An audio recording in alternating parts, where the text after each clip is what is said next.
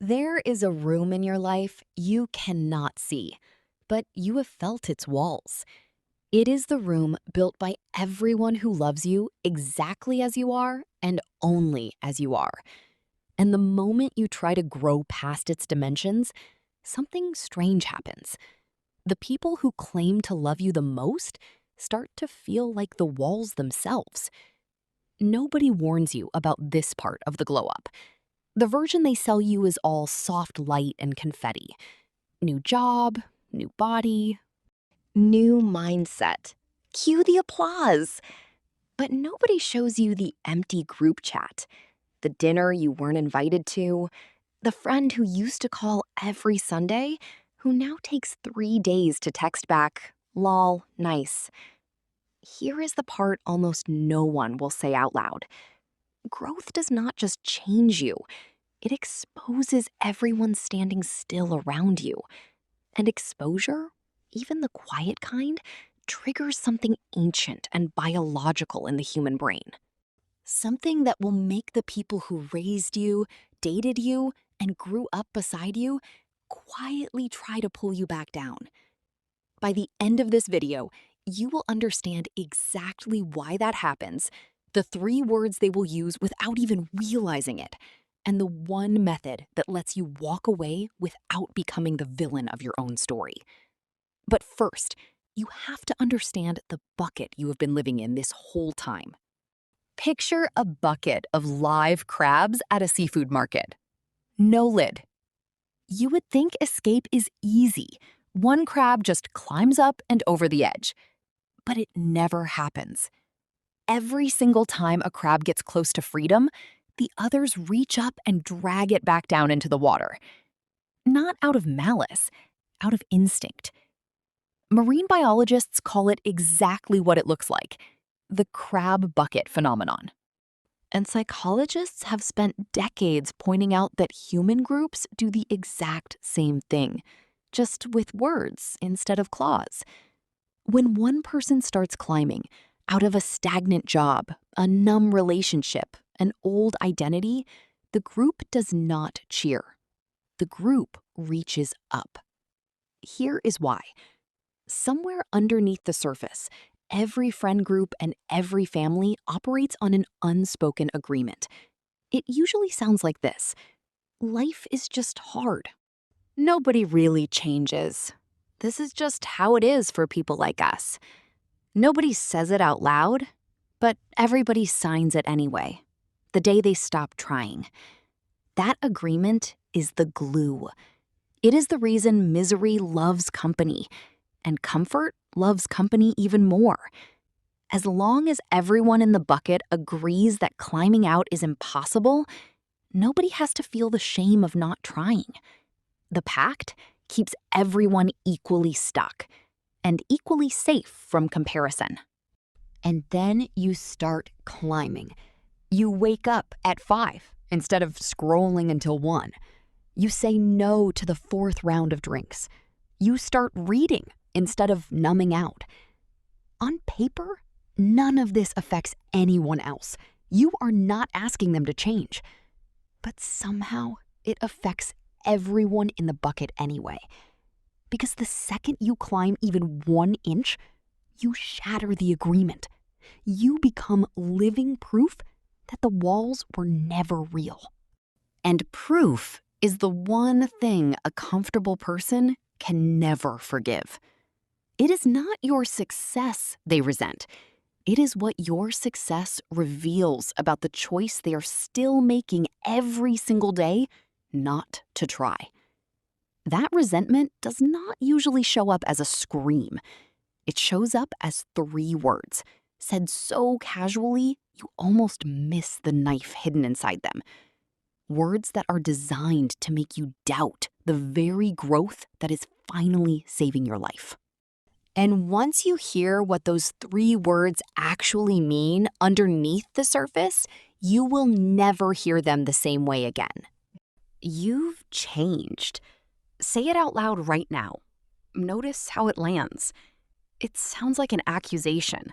It sounds like evidence in a trial where you are somehow the defendant. guilty of the crime of becoming someone new. But strip away the tone and look at the sentence with fresh eyes. Changed is not actually a bad word. Change just means different than before. So why does it cut so deep? Because of the silence hiding behind it. What they are really saying, underneath the words they chose, is this: you've changed, and now I have to look at myself. That is the sentence they cannot say out loud, so it gets smuggled inside 3 smaller, safer ones instead. This is where the concept of the mirror comes in, and once you see it, you cannot unsee it. Every time you grow, you do not just change your own reflection. You accidentally become a mirror, standing in front of everyone who chose to stay the same. And nobody asked to be shown that reflection. Nobody invited the mirror into the room. Psychologists call the discomfort that follows cognitive dissonance, the mental static that happens when 2 conflicting truths exist in the same head at once. Truth 1. Change is basically impossible for people like us. Truth 2. Standing right in front of them. Laughing, glowing, thriving. Undeniably possible. Something has to give, and it is rarely the belief. It is almost always the relationship. Because attacking your growth is so much easier than confronting their own stillness.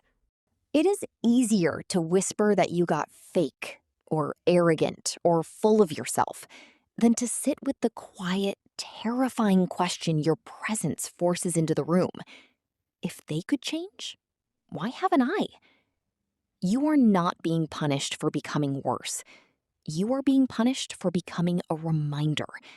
And reminders, no matter how gently they are delivered, are exhausting to live near when you are not ready to face what they are reflecting back at you.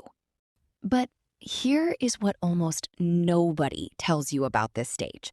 The part that hurts more than any argument or any cold shoulder ever could. It does not arrive as a single dramatic fight you can point to later and say, that was the day it ended.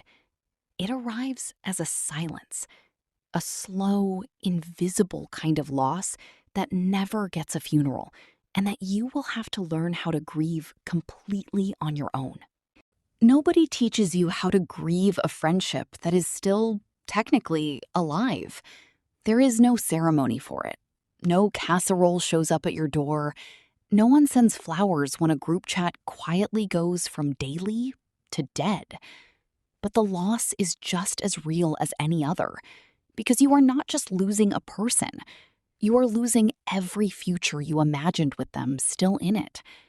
This is the invisible grief. The wedding they were supposed to stand beside you at. The apartment you were going to share. The inside jokes that were supposed to get 20 years older with you. None of that happened in real life, but it happened in your mind hundreds of times. And now you have to quietly bury a version of the future that never technically existed, yet somehow still hurts to lose. There is no outward permission for this kind of mourning. Nobody brings you soup. So you sit with it alone, replaying old memories, wondering if you did something wrong, wondering if growth was even worth this particular price. And in that silence, something else begins to happen. Something that will decide whether you survive this chapter or get pulled back into the bucket forever. The people you are drifting from will need a story that protects their own self-image. And in that story, you are rarely the tired hero who simply outgrew what no longer fit. You are the villain. The one who thinks they're better now. The one who forgot where they came from. You did not audition for this role. It was assigned to you the moment you stopped agreeing to stay small. This is what we call the villain era, and it is one of the strangest and most necessary passages of growth. You must consciously choose to protect your reality over your reputation inside someone else's version of the story. Their narrative about you will never fully match the truth, and chasing their approval will only drag you back into the very bucket you are trying to climb out of. Letting yourself be misunderstood on purpose, without chasing them down to explain, is one of the most advanced emotional skills a growing person can learn. It feels unnatural at first. It will feel, for a while, like abandoning yourself. But it is actually the opposite. It is the first real evidence that your sense of self no longer depends on being liked by people who benefit from your stillness. And once you accept the villain label without flinching, you finally step off the ledge of the old bucket completely. But landing on solid ground does not happen right away. First, you fall into a space so quiet, so disorienting, that 90% of people who make it this far turn around and climb back into the water, just to escape the silence waiting for them next. They call it different things. Some call it the in-between. Some call it the wilderness season. We call it the void. And it is the most dangerous part of this entire journey. Not because it is loud, but because it is unbearably quiet. You have left the old bucket behind. You have not yet found your new tribe. And in that gap, there is nobody clapping for you at all. This is the liminal space between who you used to be and who you are becoming. And it has no scheduled ending date. No calendar tells you when it will be over. It could be weeks. For some people, it stretches into years. And the silence inside it is so uncomfortable that your nervous system will beg you to do almost anything to make it stop, including crawling back to people who never actually deserved you in the first place. This is exactly why so many people quietly reverse course during personal transformation. Not because the growth stopped working, but because isolation, even temporary isolation, feels biologically like danger to a brain that evolved for tribal survival. Loneliness does not just feel bad, it registers in the body almost like a physical threat. And the nervous system will always look for the fastest exit from a threat, even a familiar, toxic one. But here is the piece nobody tells you while you are standing inside the void. The piece that changes everything once you finally understand it. You are not lost. You are recalibrating. Think of yourself as a radio, slowly turning the dial away from a station that used to play your favorite songs, but is now nothing but static, searching for a new frequency that has not been found yet. Static is uncomfortable. Static makes you want to snap back to the old station immediately, just to make the discomfort stop. But if you turn back now, you will only hear the same tired song on repeat for the rest of your life. The new frequency, the one filled with people who match your current chapter instead of your old one, only reveals itself to those who can tolerate the static long enough to keep turning the dial. The real skill in this stage is not forcing new friendships to appear out of thin air. It is learning how to sit inside discomfort without performing panic. It is resisting the urge to explain yourself to people who have already decided not to understand you. And most importantly, it is learning the exact tool that lets you exit dying relationships without a single dramatic fight. A tool so quiet, most people will never even notice you used it at all. It is called the gray rock method, and it was originally used as a way to protect yourself from people who feed on emotional reaction. But it works beautifully here too, for a much gentler reason. The idea is simple.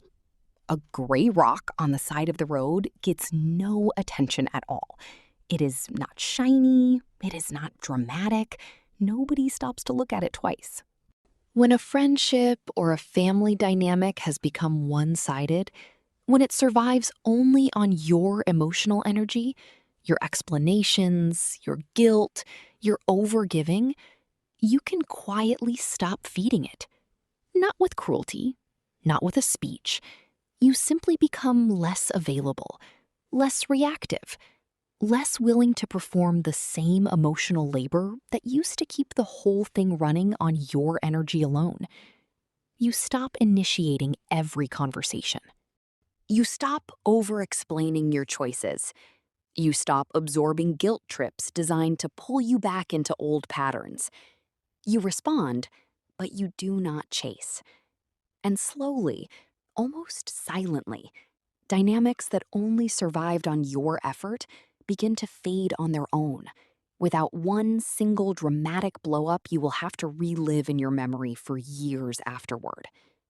This is the fade away, and it is not cowardice. It is one of the most mature exits available to a person who has already grieved enough, already explained enough, and already fought enough battles that were never actually theirs to fight in the first place.